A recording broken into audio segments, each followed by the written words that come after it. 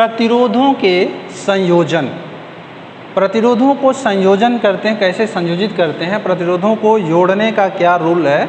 आइए आज हम इसी को पढ़ते हैं कि प्रतिरोधों का संयोजन कैसे करते हैं और प्रतिरोध अगर जोड़े जाते हैं, संयोजित किए जाते हैं तो उनका तुल्य प्रतिरोध कितना होता है। तो आइए शुरू करते हैं। मैं हूं जितेंद्र कुमार और आप देख रहे हैं ओनली विज्ञान विद जितेंद्र। प्रतिरोधों के संयोजन, देखिए प्रतिरोधों को दो तरह से संयोजित किया जा सकता है। प्रतिरोधों को संयोजन करने की दो विधि है। पहली है श्रेणी क्रम संयोजन, कहते हैं श्रेणी क्रम संयोजन। श्रेणी क्रम संयोजन ये क्या है? तो देखिए श्रेणी क्रम संयोजन एक ऐसा युक्ति है जिसमें अगर प्रतिरोधों को आपस में जोड़ते हैं तो प्रत्येक प्रतिरोध में एक ही धारा बहती है, यानी एक ही प्रबलता की धारा बहती है। जैसे अगर ये कोई प्रतिरोध है, मान लीजिए कि तीन प्रतिरोध है, हमने मान लिया R1, R2 और R3 है। इन तीन प्रतिरोधों को हमने जोड़ा है तो क्या होगा? देखिए अगर हम प्रतिरोधों को जोड़ रहे हैं, किससे जोड़ेंगे? एक बैटरी से जोड़ दीजिए, या एक बैटरी से हमने इसको जोड़ दिया तो बैटरी से जोड़ने पर क्या होगा कि इसमें विभवांतर उत्पन्न होगा वह इनके सिरों पर। लेकिन जो धारा होगी, ये जो धारा बह रही है, ये धारा हर जगह क्या होगी? समान होगी। तो हमने बताया कि श्रेणी क्रम संयोजन ऐसा संयोजन है जिसमें प्रत्येक प्रतिरोध में धारा की प्रबलता क्या होती है? समान होती है। अब देखिए अगर हम इसको जोड़ें तो इनका तुल्य प्रतिरोध क्या आएगा, इसको हम कैलकुलेट कर रहे हैं। मान लीजिए प्रतिरोध क्या है? R1, R2 और R3 हैं। इनको श्रेणी क्रम में जोड़ा गया है किसी बैटरी से। बैटरी के द्वारा जो वोल्टेज लगाया जा रहा है, विभवांतर लगाया जा रहा है, वो V है। चूँकि प्रतिरोध अलग अलग हैं, अतः इनके सिरों के बीच जो विभवांतर उत्पन्न होंगे वो अलग अलग होंगे, भले ही धारा का मान क्या हो? समान हो। यहाँ पे धारा मान लीजिए कि I बह रही है, लेकिन अगर यहाँ प्रतिरोध के ऊपर, इस प्रतिरोध के ऊपर वोल्टेज देखें कितना विभवांतर उत्पन्न हो रहा है, तो मान लिया कि V1 है। इसी प्रकार यहाँ मान लीजिए V2 है और यहाँ मान लीजिए V3 है। तो इस तरह से तीनों प्रतिरोधों पे आपको V1, V2 और V3 का जो है विभवांतर दिखाई दे रहा है। और चूंकि बैटरी का विभवांतर V है, यानी टोटल विभव क्या है? V ही लगाया गया है। तो इसका मतलब क्या है कि V1 और V2 और V3 तीनों का जो योग होगा वो V के बराबर होगा। तो देखिए चूंकि बैटरी द्वारा कितना विभव लगाया गया है? विभवांतर V लगाया जाता है, अतः प्रत्येक प्रतिरोध पर उत्पन्न विभवांतर का योग अर्थात V1, V2, V3 का मान कितना होगा? V के बराबर होगा। अर्थात या तय कर सकते हैं V = V1 + V2 + V3। ओम के नियम से क्या होगा? V1 = I × R1, V2 = I × R2, V3 = I × R3। अतः V = I × R1 + I × R2 + I × R3, या V = I × R1 + R2 + R3। Question number इसको कर दीजिए 2। अब इसी को और आगे बढ़ाते हैं। मान लीजिए कि हम R1, R2 और R3 को हटा करके, इसको तीनों को हटा करके केवल एक ही प्रतिरोध लगाएं, जो कि इन तीनों के श्रेणी क्रम के तुल्य प्रतिरोध के बराबर हो, तब वहाँ भी ओम का नियम लगा सकते हैं। तो इसे हम आगे यहाँ लिख दे रहे हैं, इसको हमने यहाँ लिख दिया V = I × R1 + R2 + R3। यदि R1 + R2 + R3 के स्थान पर उनके तुल्य प्रतिरोध R के बराबर एक ही प्रतिरोध रखा जाए या लगाया जाए, तब ओम के नियम से क्या हो जाएगा, V = I × R। ऐसा कब हो रहा है? हमने क्या किया कि R1, R2 और R3 इनको हटा करके और जो श्रेणी क्रम का तुल्य प्रतिरोध हो रहा है उसी के बराबर हमने क्या किया, दूसरा प्रतिरोध लगा दिया। बैटरी वही है, विभवांतर वही है, तो इसका मतलब धारा भी वही होगी, तो धारा भी सेम है। तो इस स्थिति में V = I × R प्राप्त हो रहा है। अब इस समीकरण और इस समीकरण को देखिए, चूँकि दोनों के तरफ वही है, देखिए लेफ्ट हैंड साइड V है तो राइट हैंड साइड भी क्या होगा, बराबर होगा। यानी समीकरण 2 और 3 की तुलना कर दीजिए। समीकरण 2 और 3 से क्या मिल जाएगा, तो I × R = I × R1 + R2 + R3 या R = R1 + R2 + R3। ये तीन प्रतिरोधों को जब श्रेणी क्रम में जोड़ा गया था तो उस समय तुल्य प्रतिरोध प्राप्त हुआ। यानी कि अगर हम प्रतिरोधों को श्रेणी क्रम में जोड़ते हैं तो उनका तुल्य प्रतिरोध उन सभी प्रतिरोधों के योग के बराबर होता है। मीन्स ये हुआ कि अगर हम प्रतिरोध का मान बढ़ाना चाहते हैं किसी परिपथ में तो प्रतिरोधों को हम कैसे जोड़ेंगे, श्रेणी क्रम में जोड़ेंगे। यदि किसी परिपथ में इसी प्रकार n प्रतिरोध श्रेणी क्रम में जुड़े हों तो उस समय R का मान क्या आएगा, R = R1 + R2 + R3 and so on plus कहाँ तक, Rn तक आएगा। कब, जब परिपथ में n प्रतिरोध श्रेणी क्रम में जुड़े हों जिनके प्रतिरोध क्या हों, R1, R2, R3 and so on Rn हो। तो ये रहा श्रेणी क्रम संयोजन।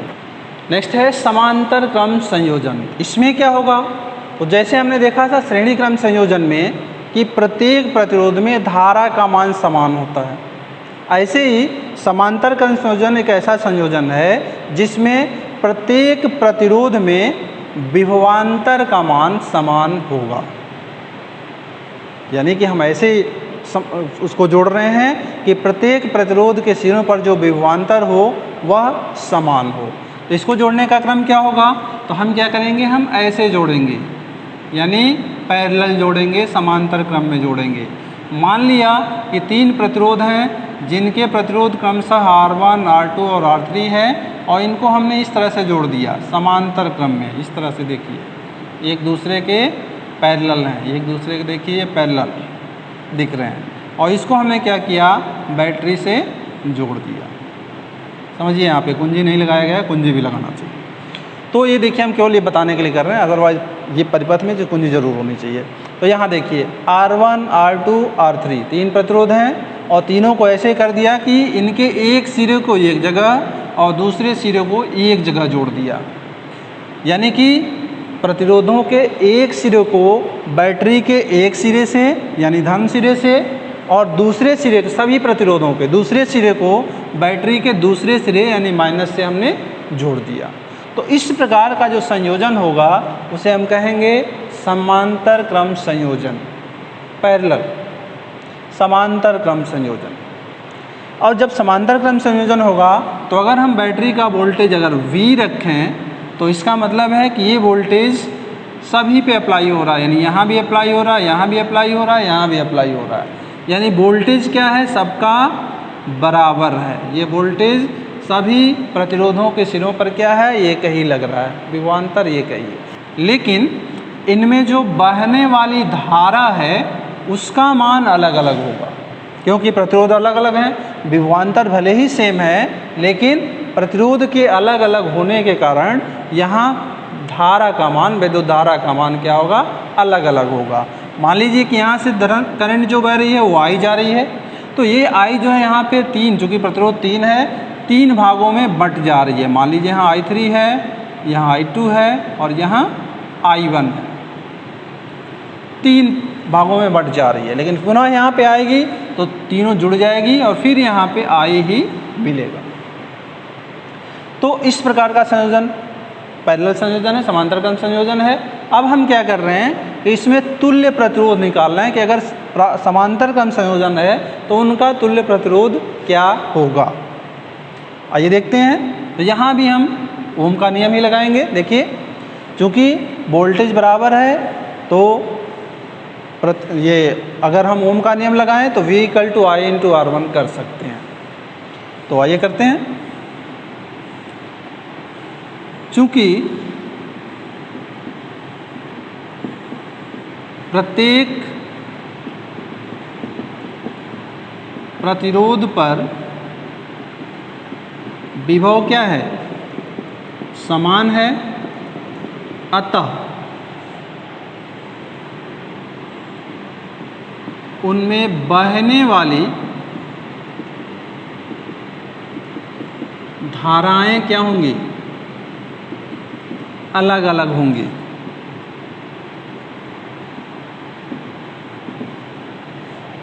तब I = I1 + I2 + I3 अलग अलग भले ही हैं लेकिन सभी जुड़ के क्या है, I ही हैं, अभी हमने बताया।